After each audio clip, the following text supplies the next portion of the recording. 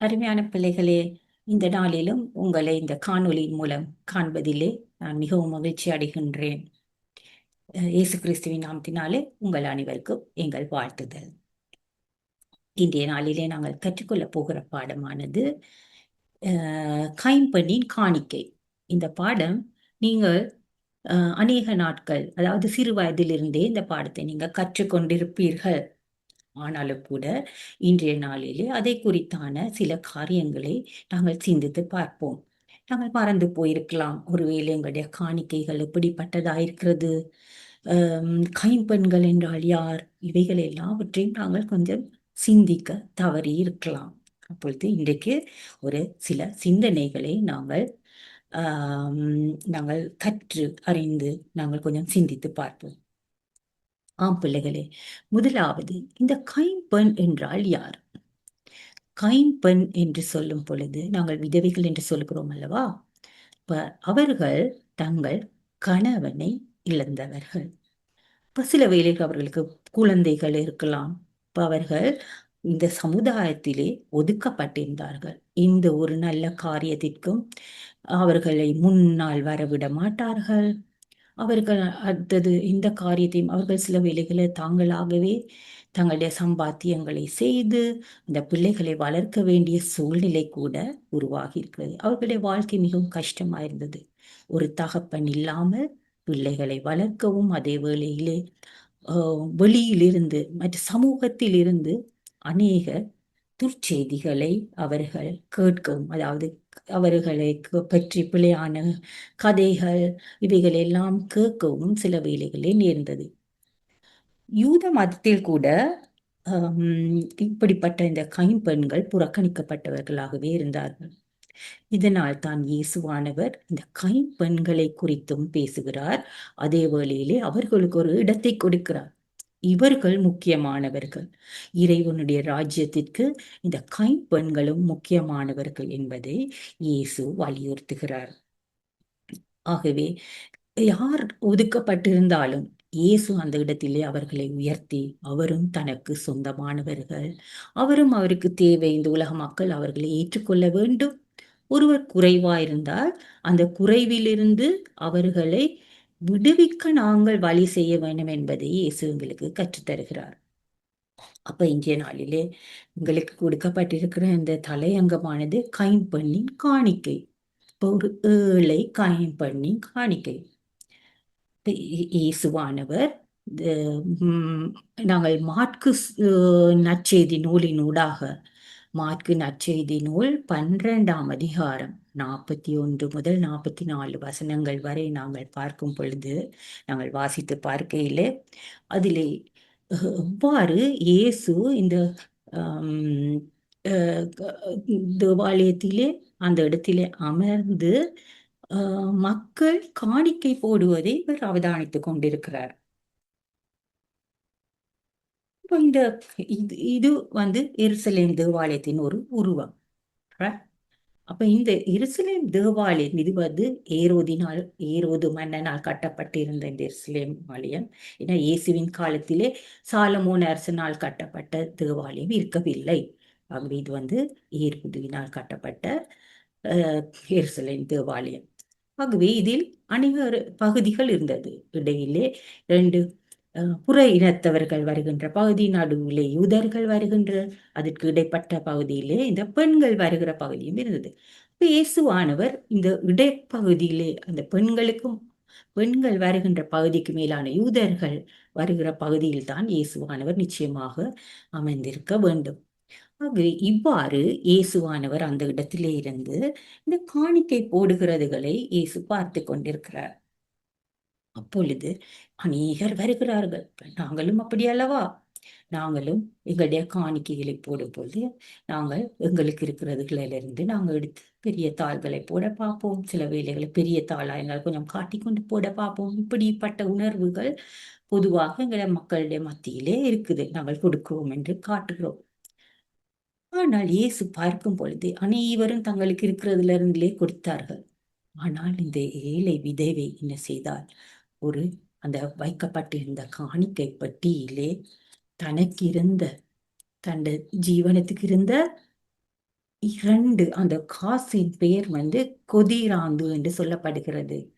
கொதிராந்து என்பது தெனாரியத்தில், இப்ப சொல்லுவோமே நாங்கள் டாலர்ஸ் அப்படி என்று நாங்கள் இப்பொழுது நாங்கள் பாவிக்கிறோம் அல்லவா, எங்களுடைய ரூபாய்கள் டாலர்ஸ்கள். அதே போல அந்த யூத ரோம காலத்திலே இருந்தது கொதிராந்து என்று. அப்ப இந்த கொதிராந்து என்பது தெனாரியம் அதை விட பெரிய பணம். அப்ப தெனாரியத்தில் 64 பங்கில் ஒரு பங்கு தான் இந்த கொதிராந்து. அப்ப இந்த ஒரு கொதிராந்துக்கு சரியாகிறதுக்காக ஒரு 2 காசுகளை அவர் எடுத்து, அதுதான் அவருக்கு இருந்தது. அந்த காசை கொண்டு அவர் அந்த பெட்டியிலே முறுமுறுக்கவில்லை. ஐயோ, தனக்கு இருக்கிற காசு என்று சொல்லி நினைக்கவில்லை. அந்த காசை அவர் அழகாக மன முகந்து மிகவும் சந்தோஷமாக அந்த இடத்திலே, அந்த காணிக்கை பெட்டியிலே அவர் ஓடுகிறார். இதை இயேசு அவதானிக்கிறார். இயேசு எங்களுடைய உள்ளங்களைத்தான் பார்க்கிறார். நாங்கள் எவ்வளவு போடுகிறோம், எப்படி செய்கிறோம். அப்படி அவர் இயேசுவானவர் அதை பார்க்கவில்லை. ஆனால் எங்களுடைய உள்ளங்கள் எப்படிப்பட்ட உள்ளங்களா இருக்கு, எந்த நோக்கத்தோடு நாங்கள் இதை செய்கிறோம், எப்படியாக அதை செய்கிறோம், யாருக்காக, என்ன உணர்வோடு செய்கிறோம் என்பது முக்கியமாக இருக்கிறது. ஆகிய பிள்ளைகளே, இந்த கதையிலிருந்து இயேசுவானவர் அதை பார்த்து தன் சீஷர்களை அழைத்து சொல்லுகிறார். பார்த்தீர்களா, இந்த பெண் தான், இந்த கைம்பெண் தான் இந்த அநேகரை விட அநேக பணத்தை போட்டார் என்று சொல்றார். பாருங்கள், இந்த வசனங்கள் இவ்வாறு சொல்லுது. அங்கு வந்த ஒரு ஏழை கைம்பெண் ஒரு கொதிராந்துக்கு இணையான 2 காசுகளை போட்டார். அப்பொழுது அவர் தன் சீடரை வரவழைத்து, இந்த ஏழை கைம்பெண் காணிக்கை பெட்டியில் காசு போட்ட மற்ற எல்லாரையும் விட மிகுதியாக போட்டிருக்கிறார் என உறுதியாக உங்களுக்கு சொல்லுகிறேன். ஏனெனில் அவர்கள் அனைவரும் தங்களுக்கு இருந்த மிகுதியான செல்வத்திலிருந்து போட்டனர். இவரோ தமக்கு பற்றாக்குறை இருந்தும் தம்மிடம் இருந்த அனைத்தையுமே, ஏன் தம் பிழைப்புக்காக வைத்திருந்த எல்லாவற்றையுமே போட்டு விட்டார் என்று அவர்களிடம் கூறினார். பாத்தீங்களா, அப்ப தண்ட பிழைப்புக்கு இருந்த அஹ், ஒரு கைம்பெண்ணிடம் மிகவும் குறைவான பணம் தான் இருக்கும். அப்ப அவர்களுக்கு சில வேளைகளிலே அவர்களுக்கு ஒரு கொடுப்பனவு கிடைக்கிறது, சில ஆலயத்திலே கொடுப்பார்கள். ஆனாலும் நாங்கள் பழைய அதற்கு முன்பட்ட அந்த மார்ச்க்கு 12ஆம் அதிகாரம் 41ஆம் வசனம் 44ஆம் வசனத்தை வாசிக்கும் முன்பு நாங்கள் 38ஆம் வசனத்திலிருந்து வருகின்ற பொழுது அதில் 40ஆம் வசனத்தை இவ்வாறு கூறுகிறது. கைம்பெண்களின் வீடுகளை பிடுங்கிக் கொள்கிறார்கள், நீண்ட நேரம் இறைவனிடம் வேண்டுவதாக நடிக்கிறார்கள், கடும் தண்டனை தீர்ப்புக்கு ஆளாக இருப்பார்கள் இவர்கள் என்று கூறினார். அதாவது யாரை பற்றி கூறுகிறார்? மறைநூல் அறிஞர்களை குறித்து கவனமாயிருங்கள் என்று. அவர்கள் பெரிய ஜெபங்களை பண்ணுகிறார்கள், எல்லாவற்றையும் சரி, ஆனால் இந்த கைம்பெண்களுடைய வீடுகளை சூறையாடுகிறார்கள் என்று. அப்ப இயேசு என்ன சொல்ல வருகிறார்? இந்த சமுதாயத்திலே அப்படிப்பட்ட ஒதுக்கப்பட்ட கஷ்டப்படுகின்ற அந்த ஏழைகள், அந்த கைம்பெண்கள், கணவனற்ற அந்த பிள்ளைகளை வளர்க்க கஷ்டப்படுகின்ற அந்த பெண்களை கவனிக்கும் பொறுப்பு இந்த சமுதாயத்தில் எங்கள் ஒவ்வொருவருக்கும் உண்டு. அந்த யூத மதத்திலே யூதர்களுக்கு அந்த கடமை உண்டு. ஆனால் அவர்கள் அந்த கடமையை இலிருந்து விலகி அவர்கள் என்ன செய்தார்கள்? அவர்களிடம் இருந்து இருக்கிறதையும் பறித்து கொள்ளத்தான் அவர்கள் பார்த்தார்கள். ஆகவே இயேசுவானவர் அதனை முதலாவது கண்டித்திருக்கிறார். முதலாவது வசனங்களிலே கண்டித்திருக்கிறார். பிறகுதான் அவர் இது பார்க்கும் பொழுது, பார்த்தீங்களா, இப்படி நீங்கள் இவர்களுக்கு அநியாயம் செய்கிறீர்கள். ஆனாலும் கூட இந்த கைம்பெண் முழுமையாக தன்னை, தன்னுக்கு இறந்தவைகளை கடவுளுக்காக மிகவும் மனமுகர்ந்து அழகாக அதை ஆண்டவருக்காக கொடுக்கிறார் என்பதை இயேசு காண்பிக்கின்றார். அப்ப பிள்ளைகளே, நீங்கள் இந்த வசனங்களை நீங்கள் வாசித்து பாருங்கள், திரும்ப திரும்ப வாசித்து பாருங்கள், அதில் உங்களுக்கு தெரியும். அப்ப இயேசுவானவர் இந்த 2 காசுல என்னதான் செய்திருக்கலாம்? இந்த இது நாங்கள் பார்க்கிறோம், அந்த ஒரு கொதிராந்து என்பது தெனாரியத்தில் 64ல் ஒரு பங்கு. அப்ப அதுல என்னதான் செய்யலாம்? அப்ப ஒரு வேளை அவர் சாப்பிடுறதுக்கு இருக்கிற அந்த பணம், அதை கூட கொடுத்தால் அவளுடைய விசுவாசத்தை நாங்கள் பார்க்கின்றோம். இவ்வளவு தூரம் அந்த பெண் இயேசுவிலே விசுவாசமாய் கடவுள் மேல் விசுவாசம் வைத்திருக்கிறார் என்று. கடவுள் தன்னை காப்பார். தனக்கு வேண்டிய ஆகாரத்தை அவர் கொடுப்பார். ஆனால் என்னில் இருக்கிறதை நான் கடவுளுக்கு கொடுப்பேன் என்ற நம்பிக்கையோடு கூட மிகவும் மனமுகந்து அதை கொடுக்கிறார். நாங்கள் இன்னொரு வசனத்தை நாங்கள் பார்க்கிறோம். ஆஹ் 2 கொரிந்தியர் 9 அதிகாரம் 7 வசனம் இவ்வாறு சொல்கிறது. அதாவது ஒவ்வொருவரும் தம்முள் தீர்மானித்தபடியே கொடுக்கட்டும்.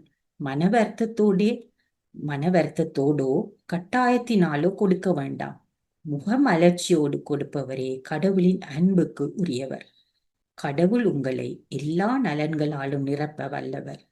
எந்த சூழ்நிலையிலும் எப்போதும் தேவையானதெல்லாம் உங்களுக்கு தருவார். அனைத்து நற்செயல்களையும் செய்வதற்கு தேவையானதெல்லாம் உங்களுக்கு மிகுதியாகவே தருவார். பாத்தீங்களா? அப்ப ஆண்டவர் இயேசுவானவர் நாங்கள் நம்பும் பொழுது அவரையே நாங்கள் பற்றி அவர் மேல் விசுவாசத்தோடு நாங்கள் எங்களுக்கு இருக்கிறவர்களை நாங்கள் இயலாதவர்களுக்கு பகிர்ந்து கொடுக்கும் பொழுது நாங்கள் ஆண்டவருக்கு பணம் தேவையில்லை. ஆனாலும் அவருடைய ஊழியங்கள் செய்யப்பட வேண்டும். எங்களுடைய சகோதர சகோதரிகள் கஷ்டப்படுகிறவர்கள் கவனிக்கப்பட வேண்டும். அவர்களுக்கு தேவையான உதவிகள் செய்யப்பட வேண்டும். அப்படியானால் நாங்கள் நிச்சயமாக நாங்கள் எங்களுக்கு இருக்கிறதே, நாங்கள் எங்களுக்கே இல்லை, எங்களுக்கே போதாது, நாங்கள் எவ்வாறு இதை கொடுக்கலாம்?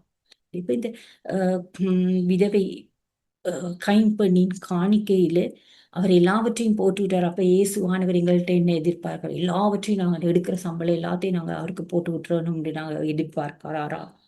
அப்படி நாங்கள் சிந்திக்க கூடாது. அதாவது நாங்கள் எடுக்கிற எல்லாமே ஆண்டவருக்குரிய காரியங்களை தான் நாங்கள் செலவழிக்க வேண்டியதா இருக்கிறது. இப்ப சிறு பிள்ளைகள் நீங்கள், இப்ப வளர்ந்து வருகிற பிள்ளைகள் நீங்கள், இன்னும் கொஞ்சம் நாளிலே நீங்கள் ஒரு வாலிபர்களாய் மாறப்போகிறீர்கள், பெரியவர்களாய் மாறப்போகிறீர்கள். இப்பொழுதே உங்களுக்கு அந்த பழக்கம் உண்டாக வேண்டும். நீங்க அந்த பழக்கத்தை பழகுங்கள். உங்களுக்கு கிடைக்கிற பாக்கெட் மணி, உங்களுக்கு கிடைக்கிற பணத்தில் சிறிதை நீங்கள் ஒரு உண்டியலிலே போட்டு சேர்த்து வைங்கள். அது உங்களுக்கு அல்ல, அது உங்களுடைய சேவிங் அல்ல, உங்களோட வங்கி கணக்குக்கு போகிறதற்காக அல்ல. ஆனால் அதன் மூலம் ஒரு இயலாத ஒரு பிள்ளையோ இயலாத யாருக்கோ அது நீங்க உதவி செய்கிறதற்கு பாவிக்கப்படுவதற்காக.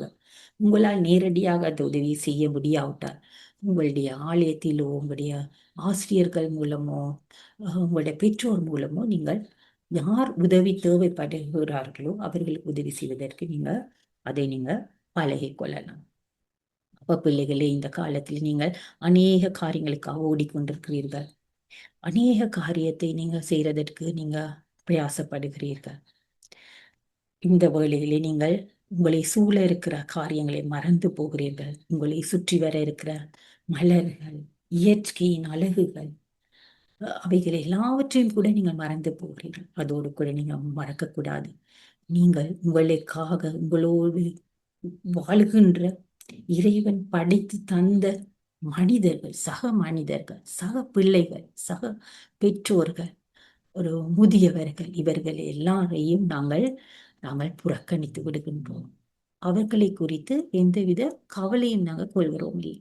இப்படிப்பட்ட வேளையிலே நாங்கள் என்ன செய்ய வேண்டும்? நாங்கள் அவர்களுக்காக ஜெபம் பண்ண வேண்டும். எங்களால் உதவி செய்ய முடியாவிட்டாலும் நாங்கள் அவர்களுக்காக ஜெபம் பண்ண வேணும். நாங்கள் ஜெபம் பண்ணி ஆண்டவரிடம் கேட்கணும், ஆண்டவரே அவர்களுக்கு ஒரு வழியை காட்டும், அவர்களுக்கு இன்றைக்கு ஒரு உணவை பெற்றுக்கொள்ள நீர் வழிகாட்டும், அந்த பிள்ளைகளை படிக்க வைக்கும். இந்த கைம்பெண்கள், இப்ப நாங்கள் 23ஆம் தேதி, ஜூன் மாதம் 23ஆம் தேதி இந்த கைம்பெண்களின் தினமாக, உலக கைம்பெண்களின் தினமாக நாங்கள் அனுசரிக்கின்றோம். அதை கொண்டாடுகிறோம் என்றால் நாங்கள் அதை நினைவு கூறுகின்றோம். அவர்களுக்காக இயேசு ஒரு இடத்தை கொடுத்து வைத்திருக்கிறார். அவர்கள் மதிக்கப்படத்தக்கவர்கள், அவர்களுக்குரிய காரியங்கள், அவர்களும் இந்த ராஜ்யத்துக்குரியவர்கள் என்பதை இயேசு எங்களுக்கு காண்பித்திருக்கிறார். ஆகவே அவர்களுக்கு என்று ஒரு இடத்தை, ஒரு நாளை குறிக்கப்பட்டிருக்கிறது. ஆகவே அந்த நாளிலாவது நாங்கள் அவர்களை குறித்து நினைக்கவும், அவர்களுக்காக ஜெபம் பண்ணவும், இன்னும் நாங்கள் அநேக காரியங்களை நாங்கள் தேடி பார்த்து அவர்களுக்கு என்னென்ன காரியங்கள் உண்டாயிருக்கும், நாங்கள் ஒரு சிந்தித்து பார்த்தால் இப்ப எங்களுடைய அம்மா அப்பா இருக்கிற ஒரு குடும்பத்திலே இவ்வளவு கஷ்டங்கள், இவ்வளவு ஒரு பிள்ளையை வளர்த்தெடுப்பதிலே ஒரு பெரிய கஷ்டம் உண்டு. அந்த பிள்ளைகளுக்கு செலவு செய்வதிலே அப்பா மிகவும் கஷ்டமாக உழைக்க வேண்டியிருக்குது. இந்த காலத்திலே அம்மாவும் உழைக்க வேண்டியிருக்கிறது. நம்ம வீட்டில் எத்தனை பேர் இருக்கிறார்களோ அவங்க எல்லாரும் உழைக்க வேண்டியிருக்கு. இப்ப நீங்க நினைத்து பாருங்கள், ஒரு அப்பா இல்லாம ஒரு அம்மா அந்த காரியத்தை செய்வார் என்றால் அவருக்கு எவ்வளவோ கஷ்டங்கள் இருக்கும், எவ்வளவோ துன்பங்கள் இருக்கும். ஆகவே அவருக்கு ஒரு கை கொடுப்பதற்கு, அவருக்கு உதவி செய்வதற்கு, இல்லாவிட்டால் ஒரு ஆறுதலான வார்த்தையை பேசுவதற்காவது இந்த உலகில் இருக்க வேண்டும். நாங்கள் சிந்தித்து பார்ப்போம். எங்களுடைய உலகிலே, எங்களுடைய சூழ்நிலையிலே, எங்களுடைய வீட்டுக்கு பக்கத்திலே, எங்களுடைய ஆலயங்களிலே இருக்கிற கைம்பெண்கள் ஒவ்வொருவரையும் நாங்கள் நினைத்து பார்ப்போம். அவர்களும் கடவுளாலே ஆசீர்வதிக்கப்பட வேண்டும். அவர்கள் ஆசீர்வதிக்கப்பட்டவர்கள் தான். ஆனால் இயேசு எதிர்பார்ப்பது நாங்கள் அவர்களுக்கு என்ன செய்கிறோம். இயேசு அனுதினமும் கேட்கிறார், நீ என்ன செய்கிறாய், நீ அவர்களுக்காக என்ன செய்கிறாய். ஆகவே பிள்ளைகளே, நீங்க சின்ன பிள்ளைகளா இருக்கலாம். நீங்கள் உங்களால் இப்போது பெருசாக ஒன்றும் செய்ய முடியாவிட்டாலும் நான் சொன்னது போல அந்த சின்ன சின்ன காரியங்களை நீங்க கற்றுக்கொள்ளுங்க. முதலாவது அவர்களுக்காக ஜெபம் பண்ணுங்க. மற்றது ஒரு சிறிய உண்டியலிலே நீங்க உங்களுக்கு கிடைக்கிறதுல இருந்து சேர்த்து அந்த பிள்ளைகளுக்கோ அல்லது அந்த கைம்பெண்களுக்கோ உதவி செய்யறதுக்கு நீங்க முன்பாங்க. கர்த்தர் உங்களை ஆசீர்வதிப்பார். நீங்க அந்த ஆசீர்வாதத்தை கண்டு கொள்ளுவீங்க. ஏன்னா எல்லாருமே கடவுளின் படைப்புகள். ஆகவே இந்த பழைய ஏற்பாட்டிலே அநேக காரியங்களை ஆண்டவர் கூறியிருக்கிறார். ஆண்டவர் தீர்க்கதரிசிகள் மூலம் எரேமியா, ஏசாயா தீர்க்கதரிசிகள் மூலம் இந்த விதவைகளின் வீடுகளை பட்சிக்க வேண்டாம், விதவைகளை நீங்கள் பராமரியுங்கள், அவர்களை பற்றி அவர்களுக்கு நீங்க துன்பம் விளைவிக்க வேண்டாம் என்பதை வலியுறுத்தி இருக்கிறார். ஆகவே அது தொடர்ந்தும் இயேசுவானவர் இந்த அதை இந்த சந்தர்ப்பத்தை நாங்கள் பார்க்கும் பொழுது இயேசுவானவர் அவருடைய உள்ளத்தை பார்த்தார். அதே நேரத்துல முதலாவது அந்த மறைநூல் அறிஞர்களுக்கு எல்லாம் இயேசு கூறிவிட்டு இப்படியெல்லாம் செய்ய வேணாம் என்று சொல்லி விட்டுட்டு அதை இந்த இவ்வளவு தூரம் இந்த கைம்பனின் உள்ளம் தூய்மையா இருந்தது. இவ்வளவு தூரம் அவரை அந்த சமுதாயத்தில் ஒதுக்கப்பட்டிருந்த அந்த நிலையிலே அவரை உயர்த்தலாம் என்பதை இயேசு பார்த்தார். ஆகவே இயேசு இந்த வேளையிலும் ஒதுக்கப்பட்டவர்களை அவர் உயர்த்துகிறார். அவர்களை தம்முடைய இடத்திலே சேர்த்துக் கொள்கிறார். ஆகவே நீங்க மறந்துடாதீங்க, இயேசு சொல்லவில்லை எல்லாவற்றையும் நீங்க எடுக்கிற சம்பள அவலத்தையும் கொண்டு ஆலயத்துக்கு போடுங்க. நீங்கள் எடுக்கிற ஒவ்வொரு இதுக்கும் நீங்கள் உத்தரவாதிகள். நீங்கள் ஒவ்வொரு பணத்தையும் ஒவ்வொரு காரியத்தையும் நீங்க ஆண்டவருக்காக நீங்கள் அதை பாவிக்கும் பொழுது நீங்கள் முழுமையாயும் அதை ஆண்டவருக்காக பாவிக்கிறீர்கள். பிள்ளைகளே, நாங்கள் காணிக்கை கொடுப்பது என்று சொல்லும் பொழுது இந்த பணத்தை மாத்திரம் நீங்க நினைக்காதீங்க. பணம் மட்டும் காணிக்கை அல்ல. எங்களுடைய தாளந்துகள், எங்களுடைய அருமையான வார்த்தைகள், இன்னொருவரை போய் அவர்களுக்கு வேண்டிய உதவிகளை செய்கிறது. அவர்களுக்காக நாங்க போய் ஒரு தூரம் அவர்களோடு சென்று அவர்களோடு பேசி உறவாடி ஒரு சின்ன ஏதாவது ஒரு காரியத்தை கொண்டு போய் ஒரு பூவையோ ஒரு என்ன காரியத்தை கொண்டு போய் அவர்களோடு கொடுத்து நாங்கள் சந்தோஷமாக அவர்கள் ஒரு பிறந்த தினத்திற்கு நாங்கள் அவர்களை தேடி போய் பார்த்து அவர்களை நாங்கள் விசாரித்து வரும் பொழுது அவைகள் தான் நாங்கள் கொடுக்கிற காணிக்கை. ஆண்டவர் அந்த காணிக்கைகளை ஏற்றுக்கொள்வார். சமுதாயம் வளரும், எல்லாரும் சந்தோஷமா இருப்பார்கள். அந்த அன்பையும் அந்த சந்தோஷமும் உங்களுடைய இதயத்தில் வளர்ந்து நீங்களும் இயேசுவின் பிரஜையாக இயேசுவை ஏற்றுக்கொள்ளுகிற ஒரு நல்ல பிள்ளையாக மாறுவீர்கள். உங்களுடைய வாழ்க்கை ஒளிரும். கர்த்தர் தாமே உங்களை ஆசீர்வதிப்பாராக. நீங்க மறந்து போகக்கூடாத காரியங்கள் இயேசு அவதானிக்கின்றார். இந்த காரியத்தின் மூலம் இயேசு பார்த்து கொண்டிருக்கிறார். நாங்கள் என்ன செய்கிறோம், எங்கே போகிறோம், எதை கொடுக்கின்றோம், நாங்கள் கொடுக்கும் போது எங்கள் உள்ளம் எப்படி இருக்கிறது. அண்ட் அடுத்ததாக நாங்கள் நல்ல செல்வதற்களாக இருப்போமானால் எங்களுடைய காரியங்கள் எப்படி இருக்கிறது என்று ஆண்டவர் பார்த்து கொண்டிருக்கிறார். நாங்கள் எப்படியாக எங்களுடைய செல்வங்கள் எங்களுக்கு கொடுக்கப்பட்ட ஆசீர்வாதங்களை பாவிக்கிறோம் என்பதை இயேசுவானவர் பார்த்து கொண்டிருக்கிறார். அடுத்தது நாங்கள் எங்களுக்குள் இருக்கிற எல்லாவற்றையும் நாங்கள் கடவுளின் மகிமைக்காகவே நாங்கள் சரியான காரியத்துக்கு தான் நாங்கள் பாவிக்க வேண்டும் என்பதை இயேசுவானவர் எங்களுக்கு சுட்டி காட்டுகின்றார். அந்த அதுதான் இந்த கைம்பெண் தனக்கு இருந்த தன்னுடைய காரியத்தை பற்றி அவள் யோசிக்கவில்லை. தனக்கு என்ன உண்ண இருக்கிறது என்று யோசிக்கவில்லை. தனக்கு இருந்தது எல்லாவற்றையும் மனமுகந்து கொடுத்தார். அதுதான் எங்களுடைய இல்ல இதயம் தூய்மையாய் நாங்கள் கொடுக்கிறது முழு உள்ளத்தோடும் கொடுக்க சந்தோஷமாய் கொடுக்க வேண்டும் என்பதற்காக அல்ல. ஆகவே பிள்ளைகளை இப்பொழுதிருந்து நீ கொடுப்பதற்கு நீங்கள் மனமுகந்து கொடுக்க பழகுங்கள். இந்த கைம்பெண்களை நீங்கள் கவனியுங்கள். நீங்கள் அவர்களுக்காக ஜெபம் பண்ணுங்கள். கர்த்தர் தாம் உங்களை ஆசீர்வதிப்பாராக. இந்த நாள் ஆசீர்வதிக்கப்படட்டும். ஆமென்.